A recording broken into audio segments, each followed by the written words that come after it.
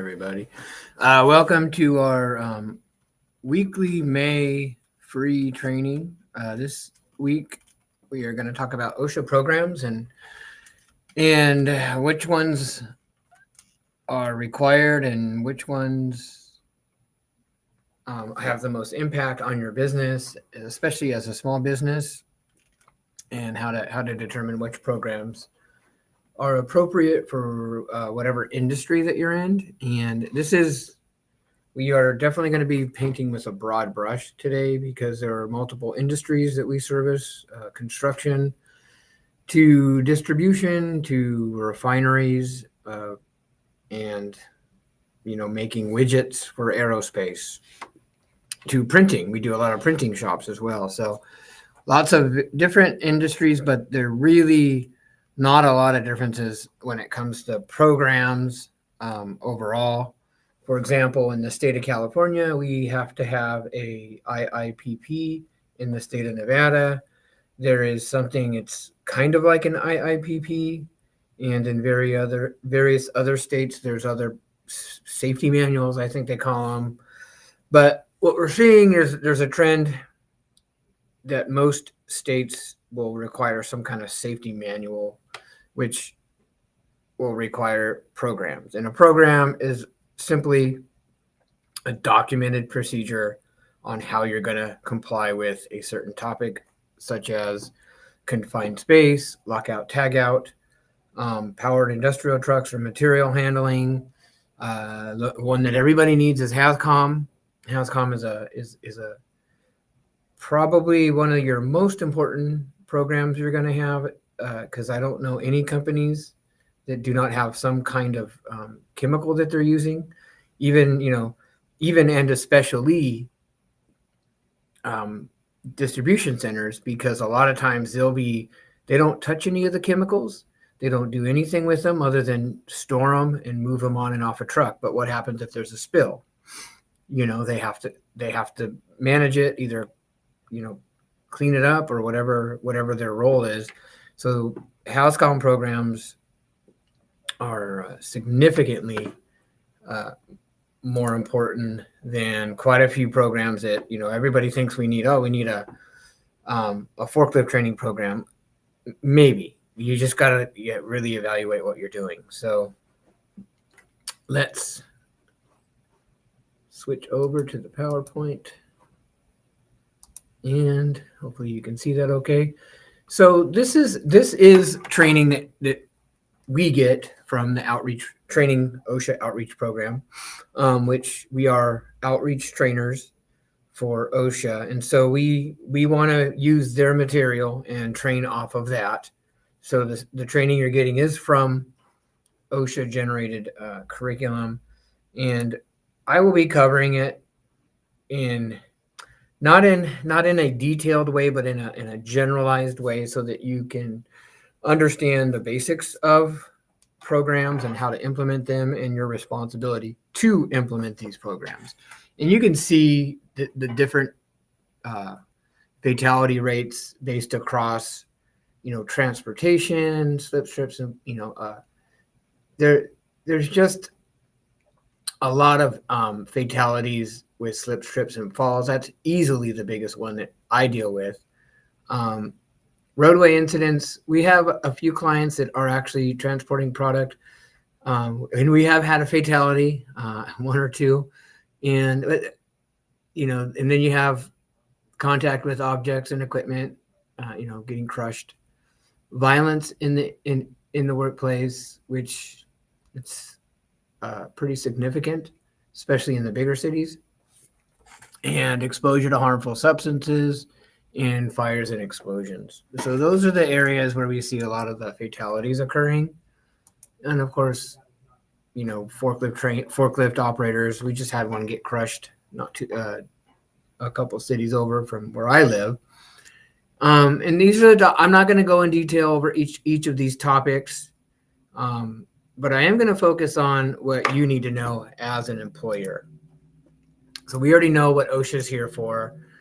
We talked about that in previous trainings, but I want to get into kind of the basics of programs. And there's a few more programs that really aren't covered in this training, which I will mention.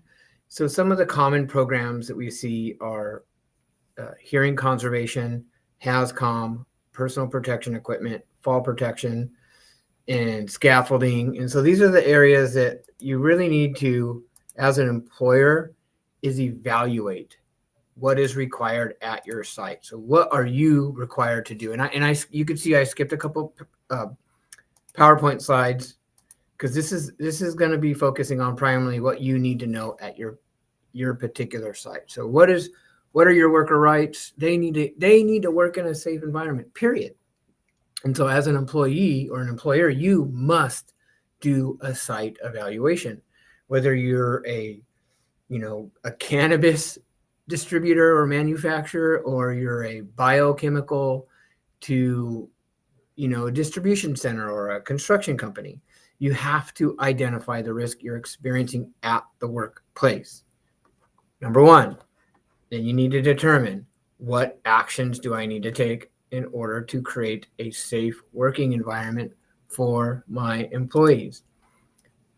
So workers should know that OSHA holds employers responsible for safety and health of their people. It is a requirement. You will be held accountable. And you will be held accountable to certain attorneys that may want to go after you for not being in compliance. Now, the enforcement standard is very simple. You can and may get inspected. Out of all the clients that I have, we don't really have a lot of inspections, and most of our inspections are random. Believe it or not, they're random, and or from a phone call. And even the phone calls, when someone makes a complaint, very rarely do they ever come out. So enforcement's always there. I don't worry about enforcement because I make sure that we have all of our customers in a position. If OSHA came in, we're ready for them. It's not a big deal. We have everything we need. And so we went over this last week, and I don't want to dig too deep into this, but what I want to do is talk about what programs we need to implement at our work site. So there are a number of programs and tons of resources that we can utilize, especially from OSHA.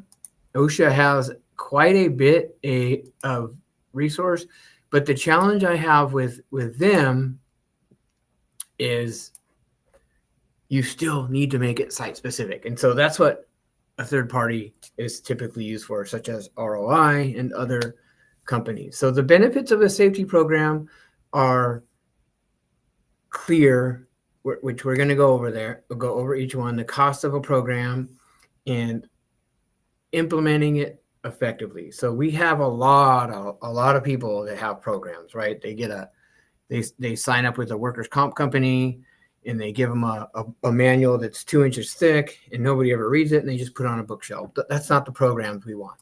Those programs are useless. So what we want to do is create a program that is site specific and can provide added value to whatever business you're in. It is, I think I have probably 2 to 3 customers a month that we do a gap analysis with. It's so common. And the first thing we look for is their safety manual, and almost 1 out of 5 are actually pretty good. They have the company logo on the manual. They actually have the current CEO or plant manager. It's actually current, but most of the time it doesn't even have the company logo on the safety manual, and it doesn't even have the name of the business. It's a true template. It says the company. And could that get you through an OSHA inspection? Probably. Most of the time, I think it will. But if you get a really good inspector, they're going to call you out and say, this is not a program. You're not following it. That could go either way. The reality of it is, if you have a program, use it. If not, why even have it? It's a template. You're not reading it. You don't even know what the code of safe practices are. And you have all of these programs within the manual that you're not even following. And most most important, you don't even need. We just went through a really big gap analysis with a pretty large company, and they had programs within that manual that they never even knew about. Confined space entry. They don't even do confined spaces, nor even have confined spaces. And so welding, they didn't do any welding there. Fall protection, they didn't do any working at heights or anything like that. So we just, got rid of it and created a new one for them. So those are the kinds of things that we want to look out for. Sure, you'll get a workers' comp safety manual. They'll help you. They may even do training, but you got to be careful that you review what they're going to give you. You make sure it makes sense for your business and you actually implement it. Just don't put it on the shelf and, well, we'll look at it next January, and you never do. That's what we see. So right now we're going to go over the different elements of a safety program. This will help you understand the process of implementing a program. And it can be tedious at times, but most companies shouldn't have more than a handful of true safety programs. And we'll go over a few of those. Okay, so the first step we want to do is get management involved. If management doesn't even get involved, don't even bother. It's not going to work. But at this point, it's a dog and pony show. So management must be the leader, and they must communicate these programs are required. We will support them, and they're going to get done. That's it. That's the policy we're going to have, and that needs to be communicated. So define the program. You need a HAZCOM program. What are the goals of the programs? What are the expectations of the programs? Who's going to develop it? Who's going to take the inventory? Who's going to get the safety data sheets? Who's going to do the training? Who's going to manage the day-to-day? So, what resources do we need? These are all the things that management needs to support and hold people accountable. And no different than creating a new production line. And then worker participation. That is a resource. So when you commit to a program, you identify who needs to get trained or who needs to get involved, and then you evaluate, hold others accountable with agreements, and encourage workers to report safety and health concerns to management. So establish how that gets done, establish the criteria for a report, whether it be a near miss or an injury, and then empower the employees or the workers to be able to stop work when there is an unsafe condition. That is crucial, because if somebody sees someone working in an unsafe condition, they need to be able to say, stop, we need to shut it down, and we need to evaluate what's happening. Someone's going to get hurt here. Now, action 3 is involve workers in all aspects of the program. So this goes all the way back to the workers' comp programs. Here you go. Good luck. That's what you need. Sign on the bottom and it's your programs. It doesn't work that way. If you do not get enrollment from the employees, your programs will just be in a bookshelf, sitting there, not going anywhere. But if you enroll them in your program, you give them responsibilities, you help them with the analysis and the evaluations and doing site inspections and maybe even doing training, maybe even going off-site and getting some specialized training, that will create an environment of an effective program. And that's when you really know your programs are developing, is when you get worker buy-in and issue them responsibility and authority over these programs. So give workers access to safety and health information. Absolutely have safety data sheets available, injury and illness information available, and results of an exposure. If you're doing any air monitoring, sampling, or audio, let them know, post it, however you want to manage it internally. All this is public information, not public, but within the organization, it should be made available. Remove any barriers of participation of your employees. Ensure that everybody at every level is involved in the training and in the language that they communicate with. Ensure policies and programs do not discourage worker participation. So we want to get everyone enrolled. We want to be clear on what's expected and their particular role in implementing these programs. And right now, at least in California, we have a workplace violence requirement here, and I'm sure it's going to be flowing out to the other states probably sooner rather than later. We'll see what happens if you don't have one already. And right now, we're going over the program with multiple companies and all kinds of different industries to a ship mechanic, to a distribution center, to a construction company, to a oil and gas industry. So all over across the board, we're doing to retail.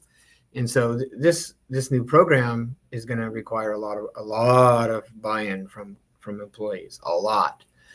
And so hazard assessment. What are the hazards you're dealing with? What industry are you in? Do you know what your SIC code you can use, or you can get your SIC code and see under the OSHA or various other websites where you can go and see and compare where you're at with other companies within your SIC code or your industry. And so that's always helpful. If you're in food distribution, you have a specific SIC code, you can go look up what your injury rates are and what type of injuries you have. I believe you can do that with OSHA, and possibly there may be some other websites you can look up as well, or maybe you can ask your workers' comp people to give you that data. So there's some resources for you to do that. And doing the hazard assessment is extremely important. Nobody knows your business like you do. For somebody like me to go in there is a bit of a learning curve, but we as professionals know exactly how to manage it. We know how to look at your data versus another company. We know what to look for, and we can do a pretty efficient job of it. But we absolutely, no doubt, need your help with these inspections, because we don't know what you know. So we ask a lot of questions, and we look and collect data. We do inspections, we do interviews. We want to see what's going on in your organization. So collecting, organizing, and reviewing, determining what types of hazards you have at your site. And then we go out and do walkthroughs, evaluations, create checklists, and see where you're at with your overall work environment. And you just never know what you're going to get at that particular day you're doing these inspections. So action item number 3 is conduct an incident investigation. When issues do come up, you do an investigation with a root cause analysis to see what went wrong, what program would cover this particular incident. Did we have a chemical exposure? Did we have a machine guarding issue? And then we want to evaluate, hey, is our machine guarding program, is it effective? And if it is, if it isn't, why or why not? What's going on with it? And getting to the root cause and figuring out what went wrong, and never allow that to happen again. We never want to do that. So the next item is identify hazards associated with emergency and non-routine situations. So that requires, getting to know the industry, getting to know your people, and creating a safe environment for you to talk about what issues you've had in the past. What are some of the things we can look for? What are some tabletop exercises we can implement in our specific industry to discuss, what happens? Hey, every day we get a 4,000 gallon nitric acid delivery, and a couple times we've had failures of the pump fitting and we had a spill. And what can we do to prevent that from ever happening again? How do we manage that risk? And then action 5, characterize the nature of identified hazards, determine the controls to be implemented, and prioritize the hazards. And this takes a lot of evaluating your scenarios, your specific risks that you have, and creating an action plan to mitigate each of these risks. Just like I use the example of the acid, what are you going to do? How can you manage it more effectively? So the next section is hazard prevention, which is where we really want to be, is prevention. So identify the controls you need, review literature, check out the standards. What are some guidelines we can use? In many cases, you may need to use a consultant. Select the type of controls you want to use in terms of mitigating these types of hazards. The hierarchy of control, use a combination when no single method is fully protecting your employee. Action 3 is develop and update a hazard control plan. Now, listing all of these hazards in order and then prioritizing them and then creating an action plan to track and hold others accountable. Action 4 is to select controls for emergency and non-routine operations. So what if, what could go wrong, and create a plan of action to mitigate those issues. And then action 5, implement selected controls in the workplace. So implement controls starting with the highest priority. However, regardless of priority, employees must protect workers from any recognized hazard. So that is our, I hope that's clear. When you have a facility, that's our primary responsibility when we have employees is to make sure they're working in a safe environment. Okay, so action 6, follow up to confirm that the controls are effective. Planning, doing, checking, and acting is the process we want to use. Conduct regular evaluations, interviews. Now, this is the really important part, and this is training and educating your people.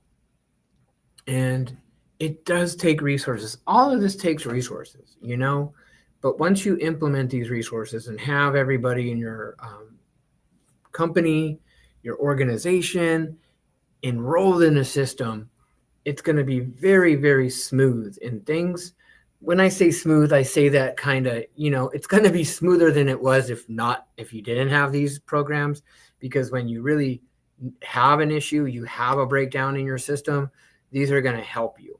Okay. If you don't have anything in place, which is typically what we experience with most of our clients when we first start working with them, they're living and doing things in a reactive way, and it can create some big significant problems. Okay, so education and training is key. Creating a program, getting everything that you can for that particular topic, and creating a training program that is site specific and applicable to what you're doing there. Okay, action number 2 is train workers on specific roles and responsibilities in the safety and health program. So if you have a HAZCOM program, you need to create who is going to manage your safety data sheets, who's going to manage your purchasing of these products, and then how are you going to roll out your training program. So that is the standard process for implementing a HAZCOM program, kind of the overview of it.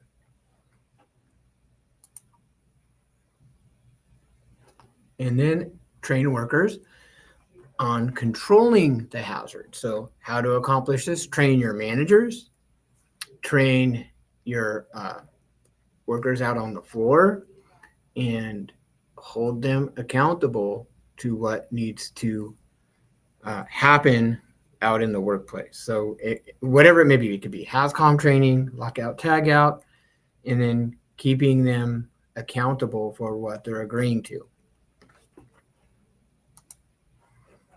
Okay, now the next section is program evaluation, and that's the part of the planning, doing, checking, and acting. So this would be checking it, making sure it's effective, and your program is working as you intended it to. Now, oftentimes we don't always do this part, but this is a key part of continually improving and getting better.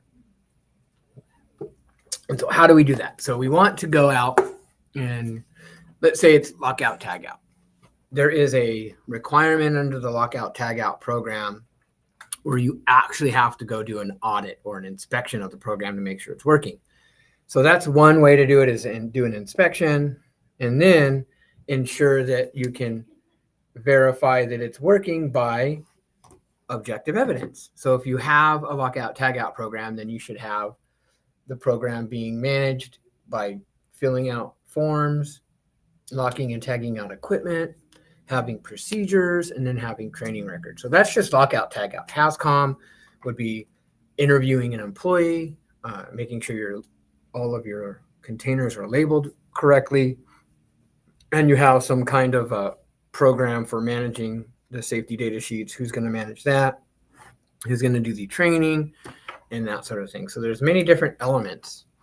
There's more complicated programs like the hearing conservation program, which has many different layers to the program. So if you have a hearing conservation program, you need to do audio testing, baseline audiogram testing. So that means going to the clinic or having them come in. And then you need to do that annually. Then you need to do training annually. So there's many layers to these various programs. So the next action item is to verify the program is implemented. And so that's what we covered, is the effectiveness of that program. And then if there's any deficiencies in the program, you fix them, which typically we always find something. Somebody didn't do the training, somebody didn't attend the annual training, or they didn't go get their annual audiogram done.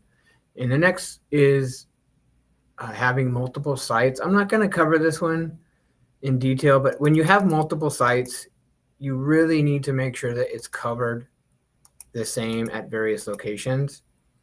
There are requirements that if OSHA goes to one location, you have a location in Anaheim, and then you have another location in, Santa Ana, they can audit one location, and if they find issues with HAZCOM in other areas, and then they go do another audit at your other location, those could all, and they find the same things, those could be serious immediately. So those are some issues that if you have multiple locations, to make sure if you have findings of the same nature, OSHA can definitely give you guys a pretty hard time with that. So we want to make sure that we have these programs dialed in effectively at each location. And in summary, you guys, you got to be responsible for your training. I didn't cover this in extreme detail. That's not our purpose for the training. I want you to understand and give you at least some good guidelines in how to, recognize these issues within your organization, get the resources you need to help with implementing some programs, or maybe outsource some of it. I mentioned workers' comp a few times. I think workers' comp could be a resource for you, but again, you're still going to have to do the work. You've either got to do the assessments on your own and do the training, and then do the day-to-day managing.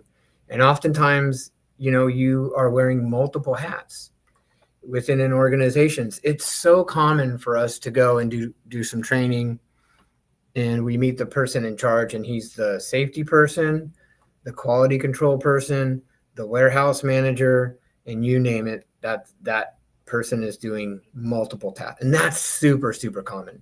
Matter of fact, when they tell me they're the full-time safety person, I have to pause for a second and ask them again, because I don't believe them. It's usually very rarely the case where we have somebody whose full-time job is EH&S, and actually they wouldn't even, more often than not, they don't hire us because they're doing that job. But then again, we get calls periodically to do specific training. So we do occasionally meet full-time EH&S people, but not very often. And they have a tough job. Oftentimes, I spent 20 years in the corporate world as the full-time EH&S person. And, we sometimes got a lot of flack from other managers that we weren't doing enough, or our jobs weren't as important as blah, blah, blah. So that's a whole nother training, I guess, or a whole nother topic. But anyways, I hope this gives you an idea on how to manage your programs. Our purpose is to help small business, period.